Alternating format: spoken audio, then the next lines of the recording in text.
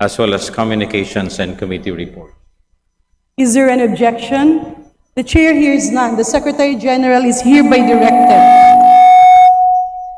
to read the title of bills and resolutions on first reading, as well as messages, communications, and committee reports for referral to the appropriate committees. Additional reference of business. Bills on first reading. House Bill 5977, strengthening the Philippine Crop Insurance Corporation, by Representatives Villafuerte Miguel Luis, Villafuerte Vincenzo Renato Luigi, Oribata, and Ridon. To the Committee on Government Enterprises and Privatization. House Bill 5978, providing for a post-harvest facilities to farmers, by Representatives Villafuerte Miguel Luis, Villafuerte Vincenzo Renato Luigi, Oribata, and Ridon. To the Committee on Agriculture and Food. House Bill 5979, promoting the inclusive development and well-being of children with special needs, by Representatives Villafuerte Miguel Luis, Villafuerte Vincenzo Renato Luigi, Oribata, and Ridon. To the Committee on Welfare of Children. House Bill 5980, establishing the Presidential Merit Scholarship Program, by Representatives Villafuerte Miguel Luis, Villafuerte Vincenzo Renato Luigi, Oribata, and Ridon. To the Committee on Higher and Technical Education. House Bill 5981, disqualifying relatives of public officials within the fourth civil degree of consanguinity or affinity from entering into any government contract, by Representatives Villafuerte Miguel Luis, Villafuerte Vincenzo Renato Luigi, Oribata, and Ridon. To the Committee on Appropriations. House Bill 5982, establishing the Magna Carta for Barangays, by Representatives Villafuerte Miguel Luis, Villafuerte Vincenzo Renato Luigi, Oribata, and Ridon. To the Committee on Local Government. House Bill 5983, providing for dormitories or housing quarters for teachers in far-flung areas, last-mile schools, and state universities and colleges, by Representative De Los Santos. To the Committee on Basic Education and Culture and the Committee on Higher and Technical Education. House Bill 5984, upgrading the salary grade levels of non-teaching personnel in public elementary and secondary schools to 16,000 pesos, by Representative De Los Santos.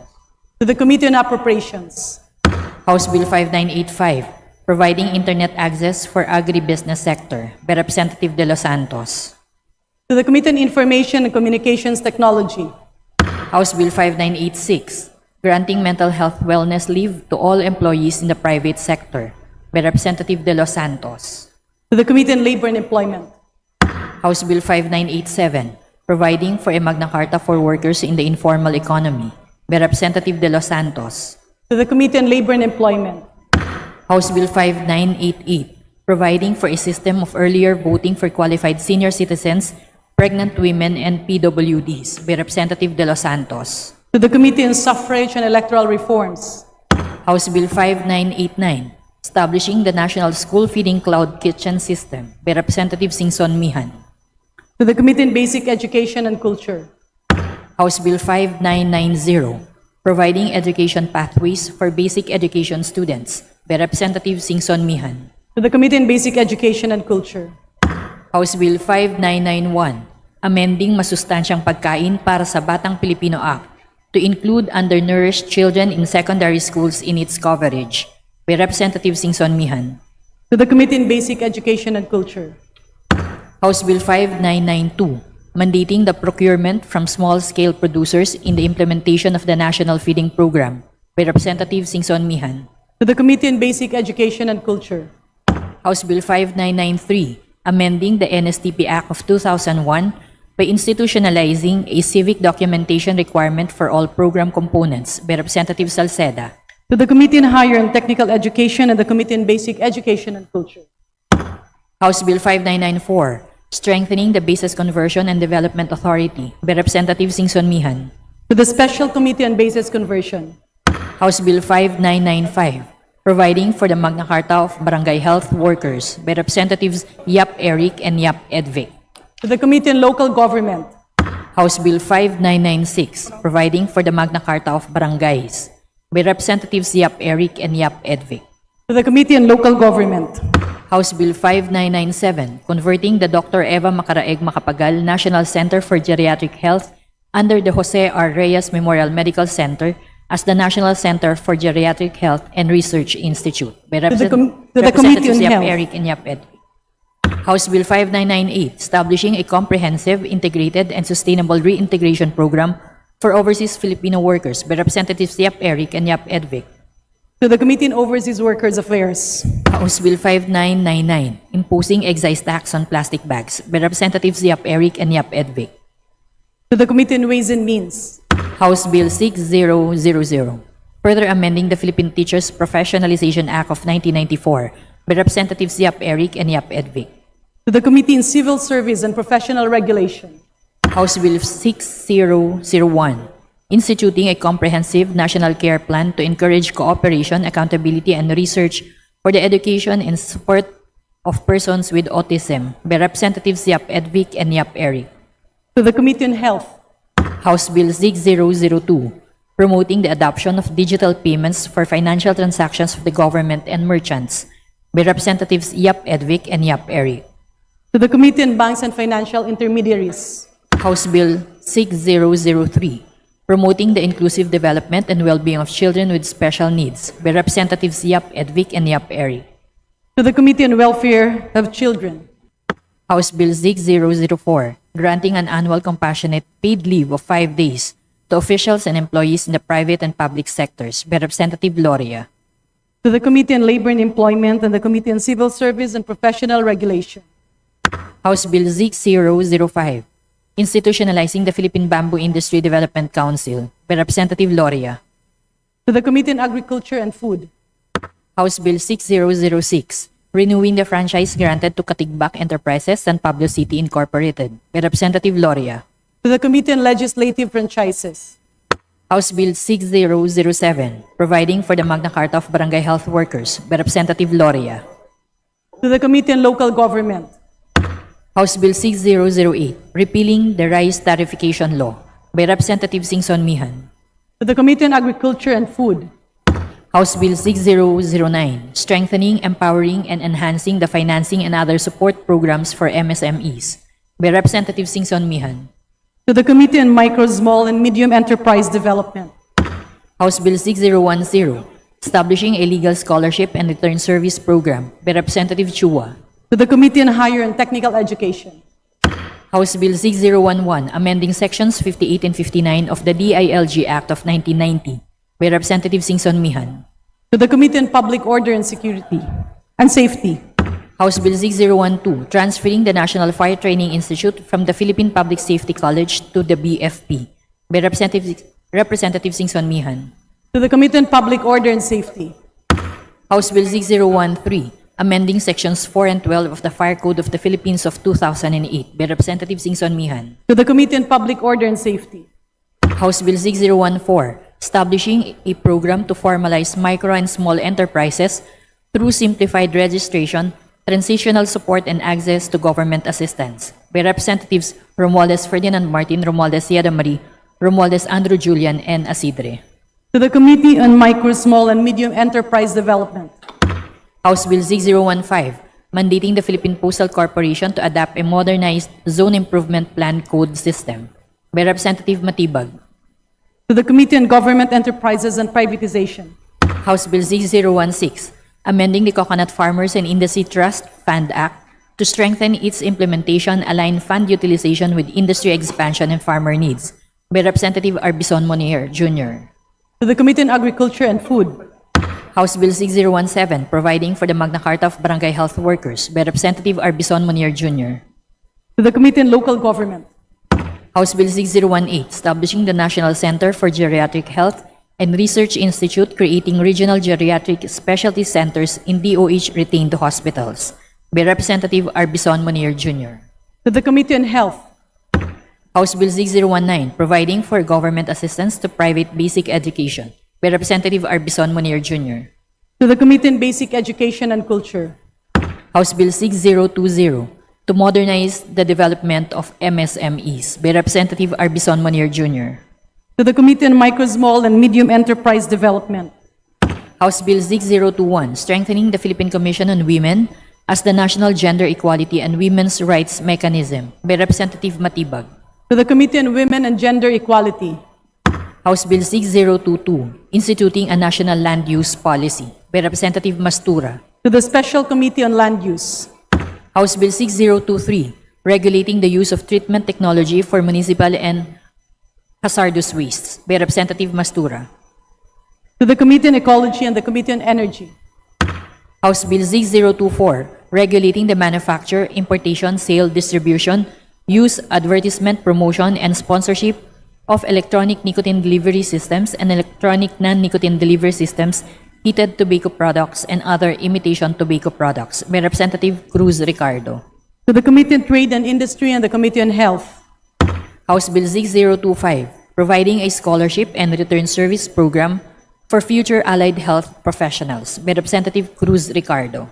to the Committee on Higher and Technical Education, House Bill 6026, providing for spousal and child support by Representative Cruz Ricardo. to the Committee on Revision of Laws, House Bill 6027, institutionalizing active transport by establishing a safe pathways network of bicycle lanes, walkways, and slow streets by Representative Cruz Ricardo.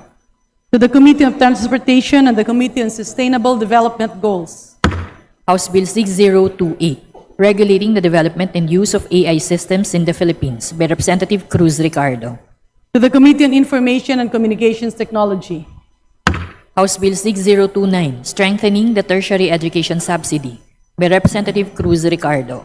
to the Committee on Higher and Technical Education, House Bill 6030, exempting from taxes all incentives, rewards, bonuses, emoluments, donations, gifts, endowments, and contributions received by national athletes and coaches who win in international sports competitions by Representative Cruz Ricardo.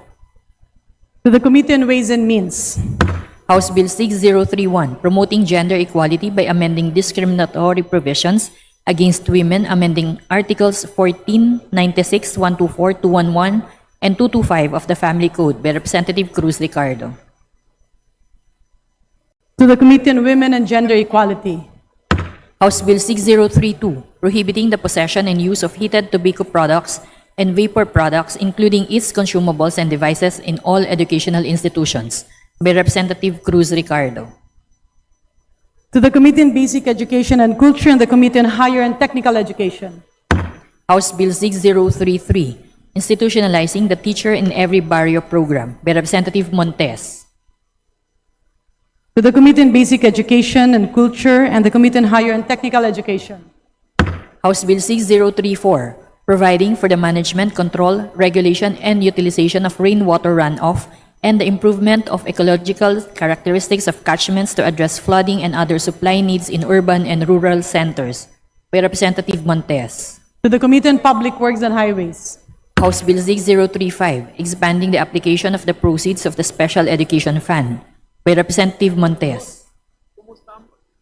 to the Committee on Local Government, House Bill 6036, increasing the income tax exemption ceiling for individual taxpayers to 480,000 pesos annually by Representative Montes. to the Committee on Ways and Means, House Bill 6037, regulating the manufacturing, importation, and use of single-use plastic products by Representative Montes. to the Committee on Ecology, House Bill 6038, establishing the Presidential Merit Scholarship Program by Representative Montes.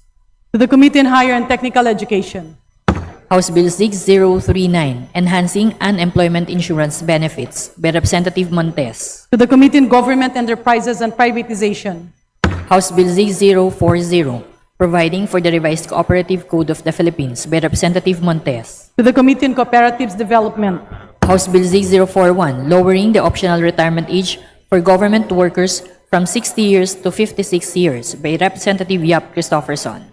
to the Committee on Government Enterprises and Privatization, House Bill 6042, promoting the Philippine indigenous and traditional writing systems by Representative Yap Christopherson. to the Committee on Basic Education and Culture, House Bill number 6043, mandating the institutionalization, development, training, organization, and administration of basic ROTC in grades 11 and 12 in public and private educational institutions by Representative Yap Christopherson. to the Committee on Higher and Technical Education and the Committee on Basic Education and Culture, House Bill Number 6044, establishing a fire station in Pintuyan, Southern Leyte, by Representative Yap Christopherson. To the Committee on Public Order and Safety. House Bill Number 6045, granting exclusive fishing rights to small-scale and subsistence fisherfolk within the 15-kilometer municipal waters, by Representative Yap Christopherson. To the Committee on Aquaculture and Fisheries Resources. House Bill 6046, declaring the twin islands of San Pedro and San Pablo in Hinuangan, Southern Leyte as an ecotourism zone, by Representative Yap Christopherson. To the Committee on Tourism. House Bill 6047, creating the Department of Water Resources and the Water Regulatory Commission, by Representative Yap Christopherson. To the Committee on Public Works and Highways and the Committee on Government Reorganization. House Bill 6048, converting the LTO Sogod Extension Office in Sogod, Southern Leyte into the LTO Sogod District Office, by Representative Yap Christopherson. To the Committee on Transportation. House Bill Number 6049, establishing the National Integrated Cancer Biobank Next Generation Sequencing Reference Hub within the Philippine Cancer Center, by Representative Vargas. To the Committee on Health. House Bill 6050, requiring front-of-package warning labels for prepackaged food products, by Representative Vargas. To the Committee on Health. House Bill 0651, declaring May 13th of every year a special non-working holiday in the entire country to commemorate the Feast of Our Lady of Fatima, by Representative Galang. To the Committee on Revision of Laws. House Bill 6052, establishing the Classroom Building Acceleration Program under the DepEd, authorizing LGUs and civil society organizations to undertake classroom construction projects, by Representative Fresnedi. To the Committee on Basic Education and Culture. House Bill 6053, strengthening the Aklan State University, rationalizing its campuses and specializations, expanding its curricular offerings and the composition of the governing board, by Representative Miraflores. To the Committee on Higher and Technical Education. House Bill 6054, governing the registration of ships for international trade under the Philippine flag, by Representative Panaligan. To the Committee on Transportation. House Bill 0655, providing tax relief in areas under a state of calamity, by Representative Shimura. To the Committee on Ways and Means and the Committee on Disaster Resilience. House Bill 056, creating an additional branch in the 3rd Municipal Circuit Trial Court in Medellin to be stationed in the municipality of Dalbantayan, by Representative Shimura. To the Committee on Justice. House Bill 6057, creating an additional branch of the RTC in the province of Cebu to be stationed in Bantayan Island, Cebu, by Representative Shimura. To the Committee on Justice. House Bill 06058, establishing a special economic zone in Medellin, Cebu, creating the Cebu 4th District Special Economic Zone Authority, by Representative Shimura. To the Committee on Economic Affairs and the Committee on Trade and Industry. House Bill 6059, establishing the Magna Carta for News, Media, and Entertainment Workers, by Representative Chua. To the Committee on Labor and Employment. House Bill 6060, institutionalizing the Schools of Living Traditions, by Representative Legarda. To the Committee on Basic Education and Culture. House Bill 6061, providing for lifetime validity of PWID cards for those with permanent disability or elderly, by Representatives Recto, Benitez, Javier Miguel, and Poe. To the Special Committee on Persons with Disabilities. House Bill 6062, granting mental health wellness leave to government employees, by Representatives Recto, Benitez, Javier Miguel, and Poe. To the Committee on Civil Service and Professional Regulation. House Bill 6063, strengthening the mental health services of state universities and colleges, by Representatives Recto, Benitez, Javier Miguel, and Poe. To the Committee on Higher and Technical Education. House Bill 6064, prohibiting the establishment of political dynasties, by Representative Dumogan. To the Committee on Suffrage and Electoral Reforms. House Bill 6065, protecting children from unhealthy food marketing, by Representative Lagman. To the Committee on Welfare of Children. House Bill 6066, strengthening Philippine disaster risk financing, by Representatives Yap Eric and Yap Edvic. To the Committee on Disaster Resilience. House Bill 6067, consolidating all performance measurement tools and reward systems for all LGUs by institutionalizing a culture of meritocracy in the Philippines, by Representatives Yap Eric and Yap Edvic. To the Committee on Local Government. House Bill 6068, strengthening the BCDA by Representatives Yap Eric and Yap Edvic. To the Special Committee on Basis Conversion. House Bill 6069, incorporating the value of responsible, fair, and truthful usage and enjoyment of social media in educational institutions by Representatives Yap Eric and Yap Edvic. To the Committee on Basic Education and Culture and the Committee on Higher and Technical Education. House Bill 6070, modernizing the Parole and Probation Administration by Representative Baronda. To the Committee on Justice. House Bill 6071, creating the Department of Technical Education, Training, and Certification by Representative Corvera. To the Committee on Higher and Technical Education and the Committee on Government Reorganization. House Bill 6072, institutionalizing the Assistance to Individuals in Crisis Situation Program of the DSWD by Representative Almario Chino Miguel. To the Committee on Social Services. Resolutions. House Resolution 470, expressing the support of the House of Representatives for the clarification of legislative intent regarding the valuation requirements for unsolicited classroom public-private partnership projects under the PPP Code and for entering said clarification into the official records of the House by Representative Salceda. To the Committee on Public Works and Highways. House Resolution 471, expressing the profound condolences of the House on the passing of the late Honorable Juan Ponce Enrile, former Senate President and long-serving public official of the Republic of the Philippines, by Representative Valeriano. To the Committee on Rules. House Resolution 472, directing the Committee on Energy to conduct an inquiry on the delayed implementation of the tax exemption mandated under the Philippine Natural Gas Industry Development Act and DOE Department Circular Number DC 2025-04-0005 by Representative Ordanes. To the Committee on Rules.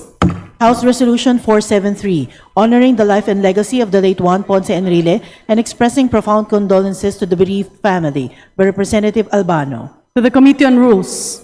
House Resolution 474, expressing the profound sympathy and deep condolences of the House on the passing of the Honorable Juan Ponce Enrile by Representative Plato. To the Committee on Rules. House Resolution 475, directing the Committee on Health to conduct an inquiry on the implementation of the Mental Health Act by Representative Montes. To the Committee on Rules. House Resolution 476, urging the Committee on Welfare of Children to investigate the proliferation of online child sexual abuse or exploitation materials in different social media platforms by Representatives Elago, Pino, and Co. Rene Luis. To the Committee on Rules.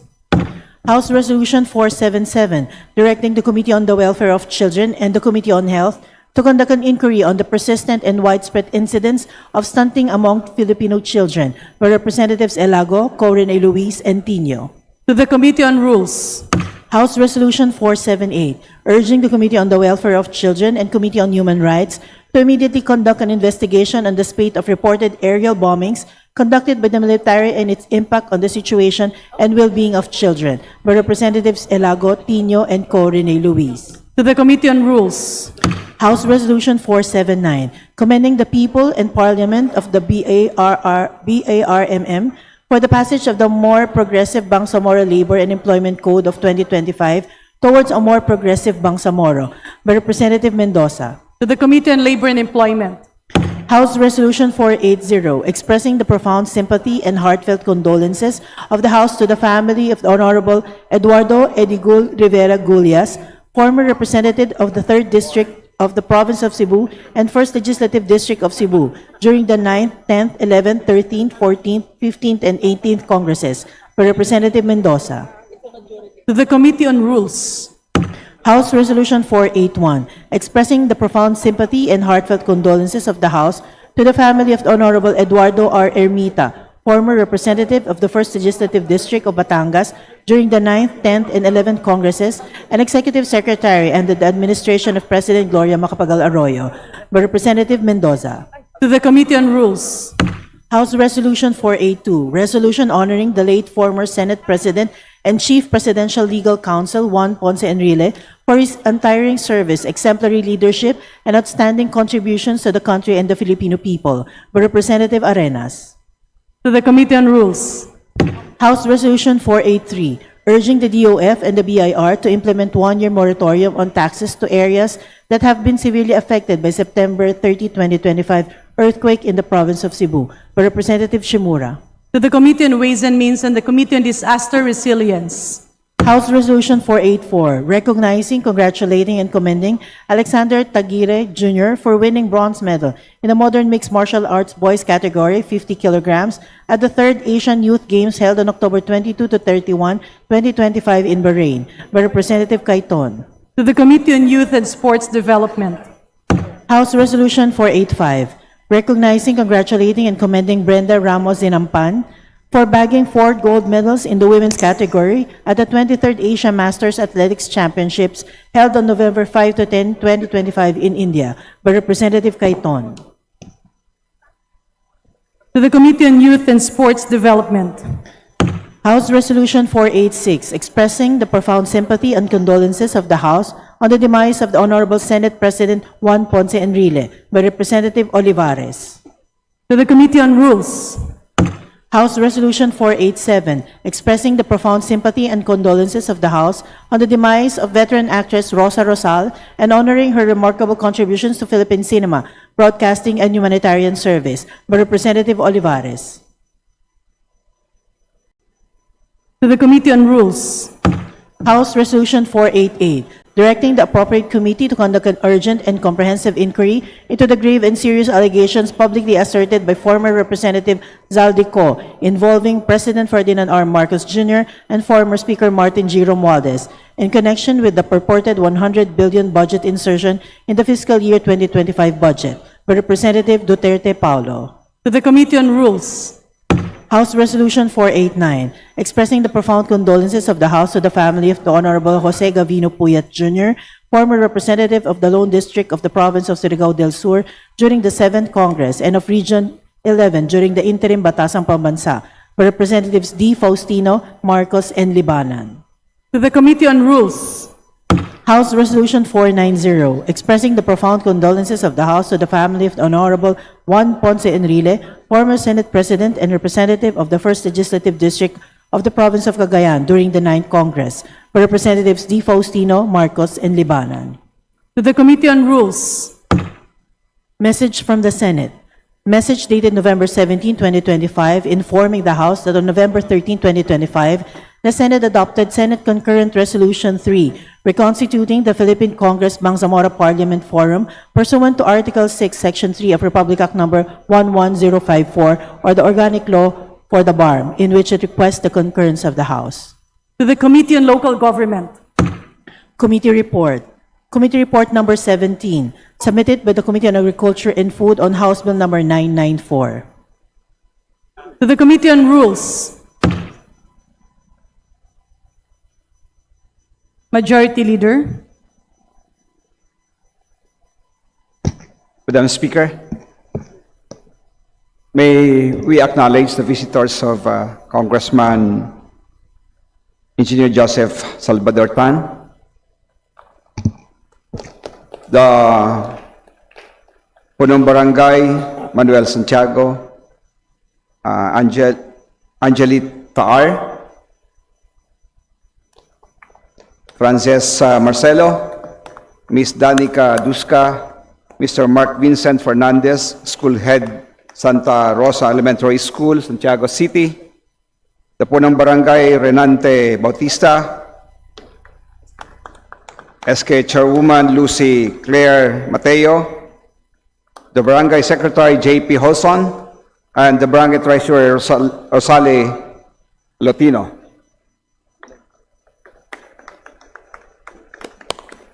Thank you, Madam Chair.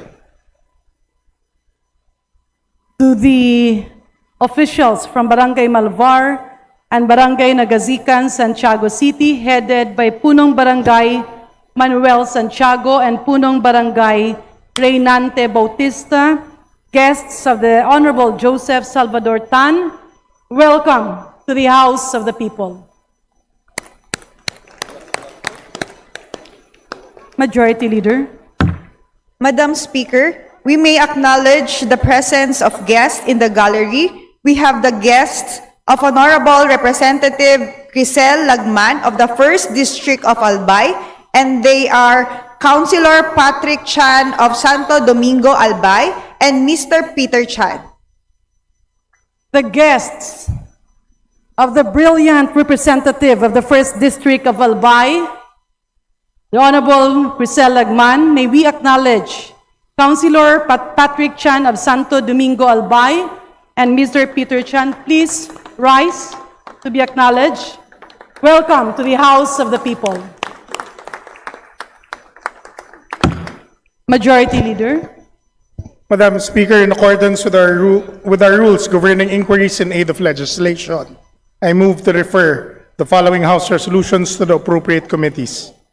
House Resolution 367 to the Committee on Health, House Resolution 370 to the Committee on Labor and Employment, House Resolution 373 to the Committee on Agriculture and Food, House Resolution 382 to the Committee on Public Order and Safety, House Resolution 383 to the Committee on Labor and Employment, House Resolution 391 to the Committee on Senior Citizens, House Resolution 392 to the Committee on Health, House Resolution 407 to the Special Committee on Creative Industries, House Resolution 409 to the Committee on Overseas Workers Affairs, House Resolution 410 to the Committee on Higher and Technical Education, House Resolution 411 to the Committee on Information and Communications Technology, House Resolution 413 to the Committee on Natural Resources,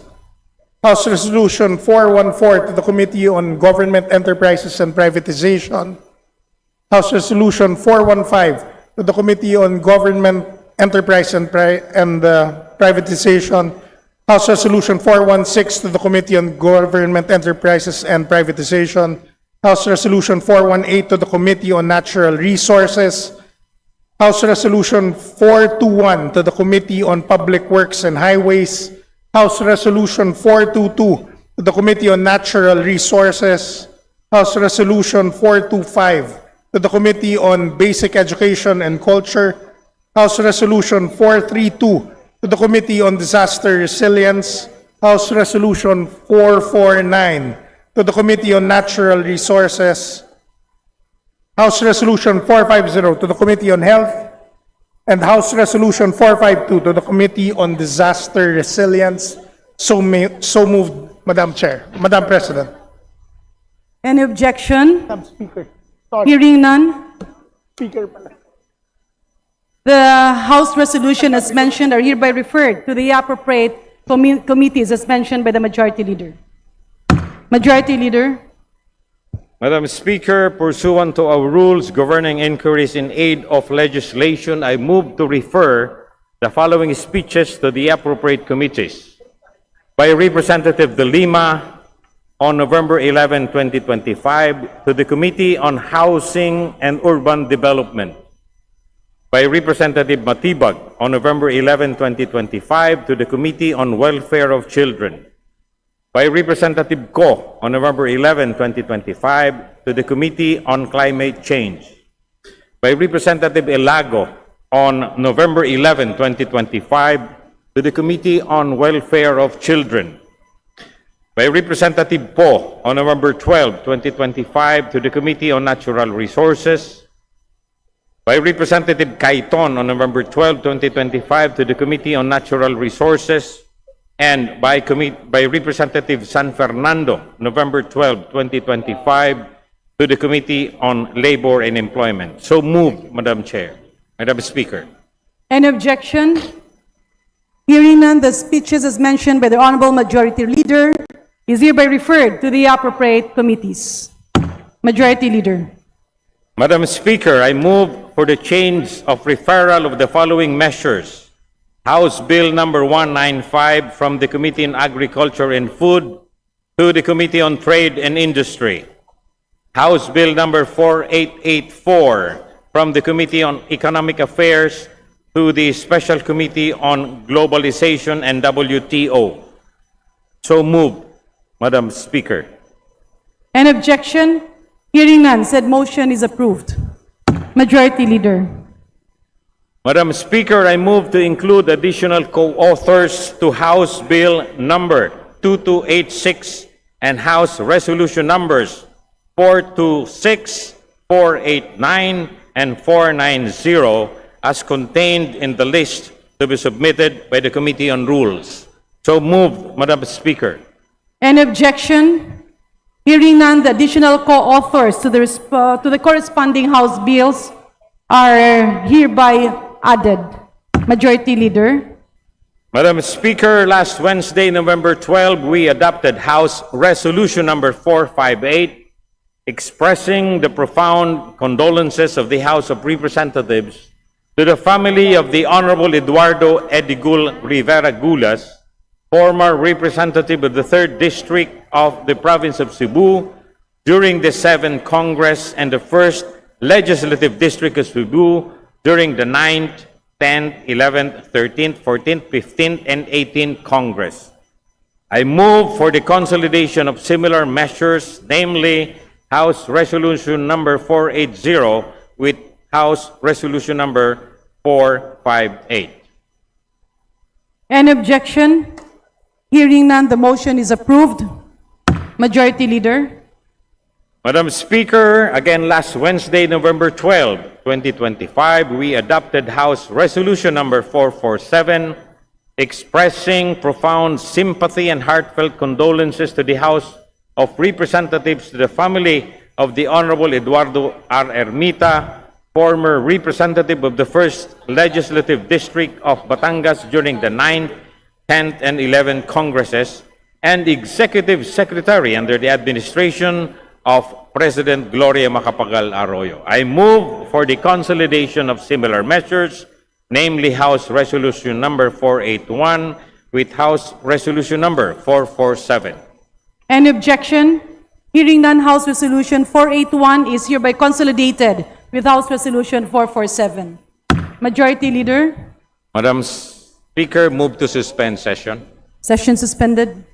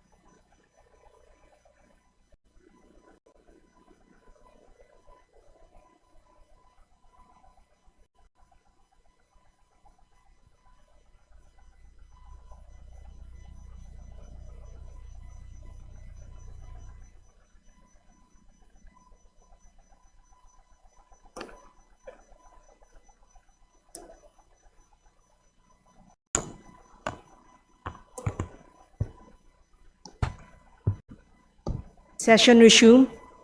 Majority Leader. Madam Speaker, may we request to acknowledge the guests of the Honorable Representative from the Lone District of the City of San Jose del Monte, Bulacan, Honorable Arturo B. Robes.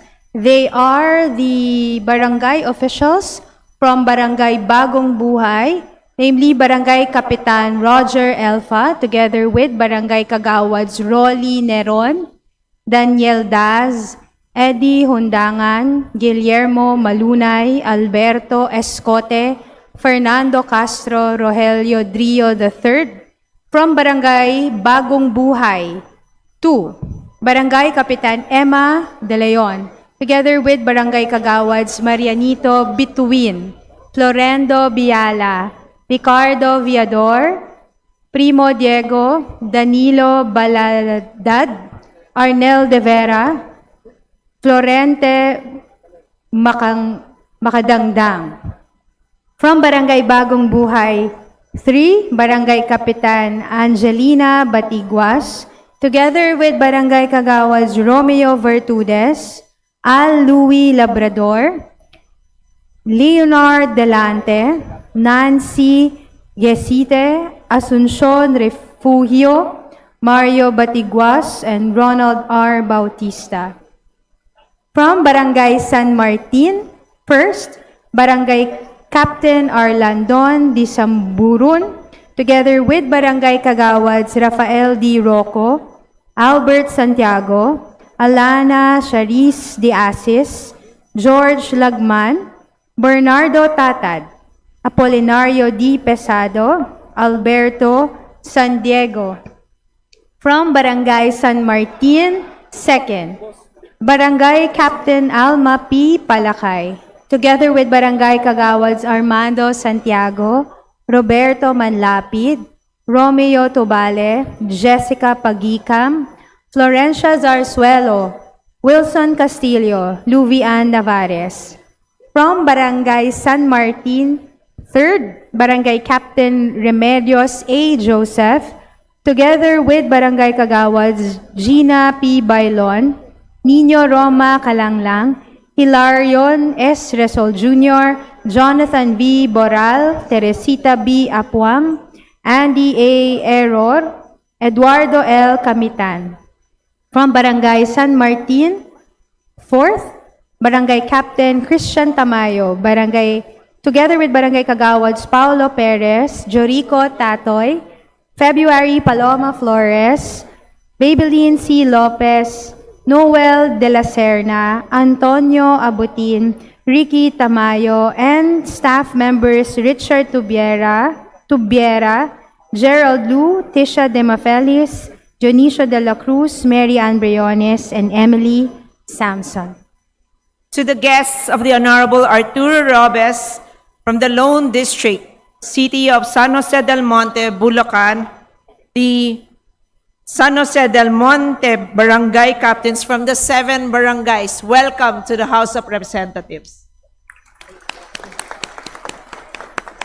Majority Leader. Madam Speaker, we may also acknowledge the presence of guests of Honorable Representative Imelda Quibranza Di Maporo of 1st District, Lanao del Norte, and they are Dr. Shoraina Tukal, Dr. Ferdinand Bautista, Dr. Norhabib Paporo, Dr. Shera Ormenita, Dr. Sohaina Ismael, Dr. Raihaini Batalo. To the guests of the Honorable Imelda Quibranza Di Maporo from the 1st District of Lanao del Norte, welcome to the House of Representatives. Majority Leader.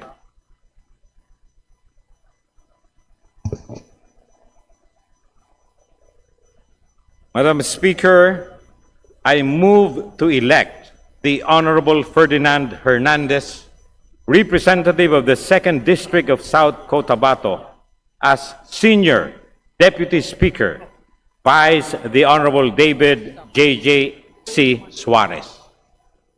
There is a motion to elect Honorable Ferdinand Hernandez as Senior Deputy Speaker Vice Honorable David J.J. Suarez. Is there any objection? The chair hears none. The motion is approved. Majority Leader. Madam Speaker, I move to elect the Honorable David J.J. Suarez, representative of the 2nd District of Quezon, as Deputy Speaker, vice the position vacated by the newly elected Senior Deputy Speaker Ferdinand Hernandez. So moved, Madam Speaker. There is a motion to elect Honorable David J.J. Suarez as Deputy Speaker, vice the position vacated by the newly elected Senior Deputy Speaker Ferdinand Hernandez. Is there any objection? The chair hears none. The motion is approved. Majority Leader. Madam Speaker, under the calendar of business for the day, I move to consider House Resolution number 426 as contained in Committee Report number 13. And for this purpose, may I request that the Secretary General be directed to read the title of the resolution. The Secretary General is directed to read the title of the resolution. House Resolution 426, resolution urging the regional tripartite wages and productivity boards to promptly review and act upon pending petitions for wage increases. Majority Leader. Madam Speaker, I move to adopt House Resolution number 426. There's a motion to adopt House Resolution 426. Those are in favor, say aye. Aye. Those are against, say nay. The ayes have it. House Resolution 426 is hereby adopted. Majority Leader. Madam Speaker, I move to consider House Resolution number 489, and for this purpose, may I request that the Secretary General be directed to read the title of the resolution. The Secretary General is directed to read the title of the House Resolution. House Resolution 489, resolution expressing the profound condolences of the House of Representatives to the family of the Honorable Jose Gavino Puyat Jr., former representative of the Lone District of the Province of Surigao del Sur during the 7th Congress and the Region 11 during the interim Batasang Pambansa. Majority Leader. Madam Speaker, I move to adopt House Resolution number 489. There's a motion to adopt House Resolution 489. Those are in favor, say aye. Those are against, say nay. The ayes have it. House Resolution 489 is hereby adopted. Majority Leader. Madam Speaker, I move to consider House Resolution 490. And for this purpose, may I request that the Secretary General be directed to read the title of the resolution. The Secretary General is directed to read the title of the House Resolution. House Resolution 490, resolution expressing the profound condolences of the House of Representatives to the family of the Honorable Juan Ponce Enrile, former Senate President and representative of the 1st Legislative District of the Province of Cagayan during the 9th Congress. Majority Leader.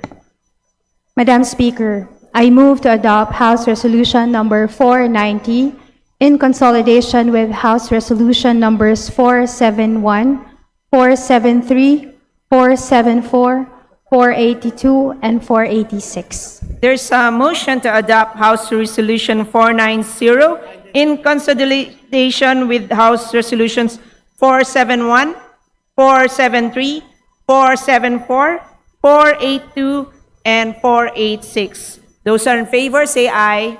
Aye. Those are against, say nay. The ayes have it. House Resolution 490 is hereby adopted. Majority Leader. Madam Speaker, motion to suspend. Session suspended.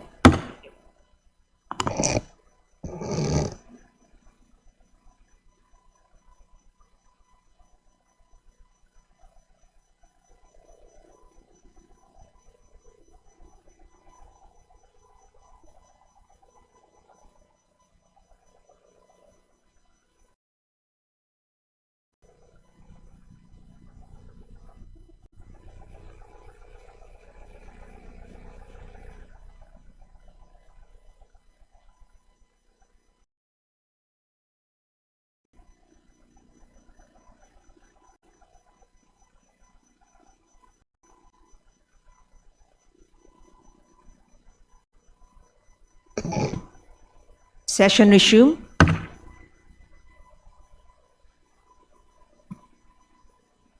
Majority Leader.